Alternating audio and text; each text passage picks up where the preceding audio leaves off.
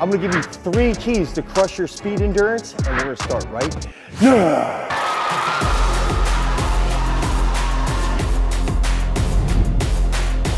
One of the most overlooked areas in strength and conditioning is the principle based around speed endurance. Strength coaches love to live in the weight room. What they've experienced throughout their entire life is that they've developed in the weight room. They've gotten bigger, they've gotten stronger.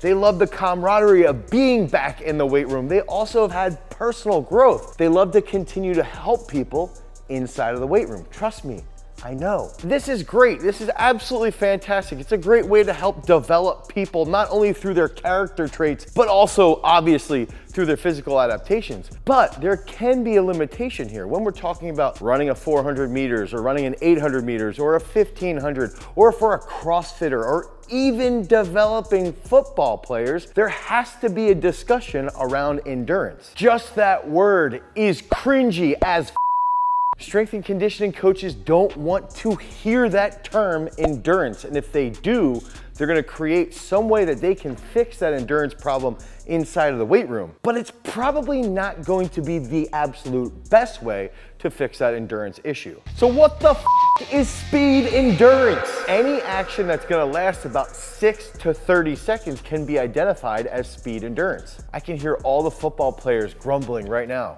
Well, play doesn't last that long, so I can just X out of this video. I don't have to listen to this. I don't want to train endurance in the weight room. Then they cry after they lose a pivotal playoff game because they don't have any speed endurance in the 4th quarter. And then they go into the corner of the locker room and they're hugging each other with eye black all over one another while they cry, sweaty, and act all tough afterwards. But in reality, they should have just been training their speed endurance. And when we're training and focusing on speed endurance, anything that's going to be about 6 to 30 seconds, there has to be a lot of repetitive work that's focused on impulse training. So here are those 3 keys that you can use for practical application to enhance your overall speed endurance. So you have to establish maximum speed.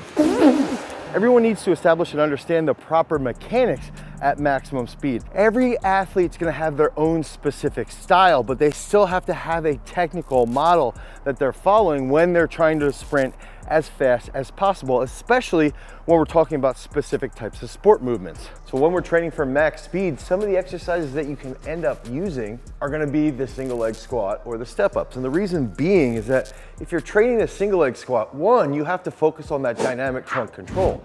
You're also in a unilateral position, so it sort of isolates that posterior chain. And that's one of the key factors behind max speed, is that you have to have good posture. You have to be in a slightly squatted position when you're grounding. And you also have to have a very, very strong glute area and quad area and hamstring area and good stability, like I mentioned. So training step ups or single leg squats is really, really key to developing that max speed. And then one of the best ways that you can do this, and you can do this today, you can go in front of your house, out on a street, out on a road, you can do this in a parking lot. Anywhere that you have access to flat ground and you wanna improve your speed endurance, what I recommend doing is sprint 60 to 80 meters, okay? Rest 3 to 5 minutes, do that 8 to 10 times. Now, the big key factor here is as you get into a little bit better shape, as you start to feel like you're recovering a little bit quicker, you start to bring that rest period down. So in 2 weeks, you might be able to hold that rest period at about 2 minutes. And then in 4 weeks, you might be able to do that at 1.5 minutes. And one of those things that you can also do is time yourself. All right, 70 meters. So how long does it take me to run 70 meters? Let's say it takes me 10 seconds, okay? Then as I get more fatigued, I have 6 reps and I'm resting for 4 to 5 minutes.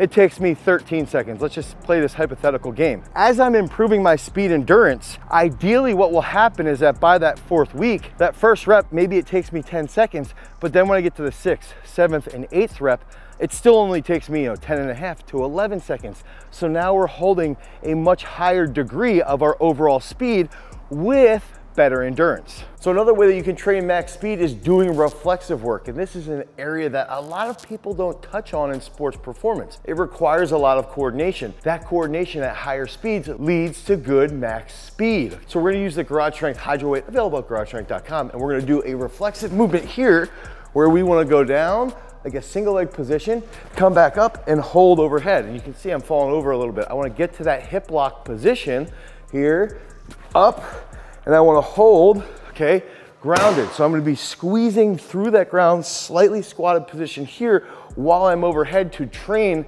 that dynamic trunk control. If I have good dynamic trunk control, that's gonna help me at that max speed. So that first key factor is that you have to establish the fine line between training force, so having good force application, but also doing that over a long enough time frame that it can enhance your endurance. A great example would be getting on a hill. If you can find a hill where you can sprint hard for 15 to 20 seconds, that's gonna have a great transfer. This is gonna provide a lot of focus on power output and on that drive phase. It's gonna enhance your overall speed. And then if you do this for about 20 seconds and then rest for 3 to 5 minutes, that's gonna make sure that when you get back on that hill, your stride and your power output is still at a high degree, but you're doing it long enough to have that tremendous transfer to endurance. Now, if you struggle with endurance even more so, what I recommend doing is taking that 15 to 20 second hill sprint and you start to slowly decrease that rest period. So if you go down to 2 minutes or even a minute and a half, what this does is this enhances that endurance aspect while still being able to maintain that speed. And this is absolutely crucial for a couple key factors. That first factor is that you actually will improve physically through adaptations with your endurance. The second key factor is that it helps you with the mental aspect behind endurance. Strength athletes love doing explosive-based work. They love doing power-based work. It's a little bit easier to express. When you start to get into really serious endurance-based fatigue, you tend to have a lot of mental stress and you will break down rapidly. But if you train in that zone, it makes it easier to handle that mental stress from that large amount of endurance fatigue. This mental stress, this mental fatigue will then transfer really well to technical work. And one of those key factors is that I work with the South Dakota State wrestling team. They don't have hills, okay? So what we do is we can do endurance-based work or speed endurance work, and instead of having the hill, we can use a sled. And what ends up happening is that if you use a sled for 15 to 20, 25 seconds and you do about a minute to 2 minutes rest, then the wrestlers or the football players are gonna start to notice that later on when they're more fatigued in a match or in a football game, they can hold better positions. And if you can hold better positions in the fourth quarter or late in the third period or going into overtime, you're not gonna be sitting in the corner with eye black crying all over each other. So one of my favorite ways to improve speed endurance is actually with minimal amount of ground contact or low levels of ground contact. And that involves using cyclical endurance. Now, sprinters hate going on the bike because they'll cry, they'll say, oh, it's gonna screw up my sprinting mechanics. Is that warranted? Not really. So if I was training sprinters further out from a competition, further out from a major championships, what I would do is I would train 2 types of sprint interval-based training on the bike. This is gonna help improve my overall recovery and drastically enhance my speed endurance because of the physical adaptation that occurs from the stress I'm gonna be providing on the assault bike. This can be used tremendously with field sports like football, like soccer, like lacrosse, and field hockey.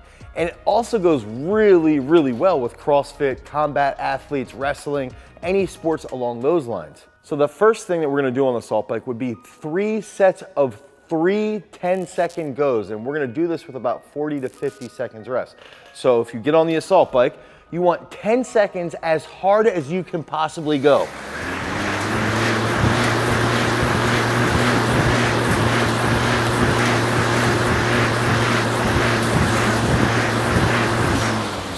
Okay, so you can try to hold at 100 to 120 RPMs. That's really, really hard, really, really fast.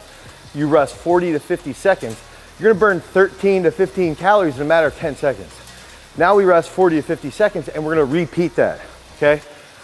I'm extremely out of breath. What this does is it helps enhance my endurance. We have a high power output for 10 seconds. You use that period of 40 to 50 seconds rest to optimize your recovery. And then when the clock hits again, you go 10 seconds as hard as possible.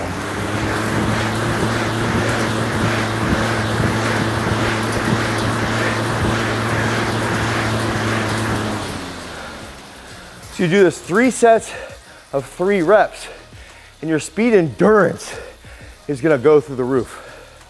So another drill that we'll use on the assault bike to improve speed endurance is gonna be a Tabata protocol.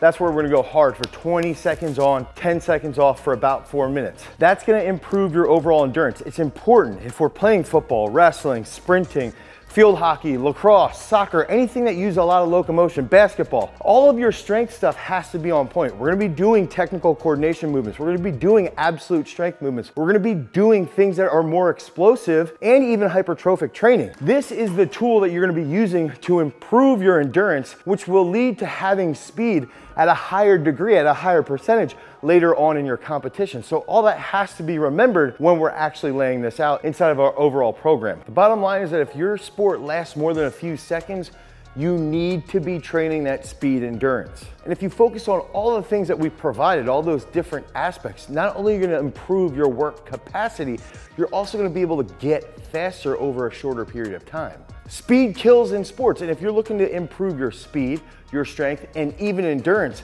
I recommend checking out our brand new app, Peak Strength. Peak Strength can hold you accountable and provide a specific personalized program to over 35 different sports. So if you head over to peakstrength.app or the Google Play Store or the Apple Store, you can download that today and get 7 days of a free periodized program specific to your needs and your goals. And if you want more knowledge around training, you want to improve your overall understanding of sports performance, make sure you check out our podcast, the Masters of Sport podcast. Because remember, freaks, if you want to become a champion, you've always got to cultivate your power. Peace.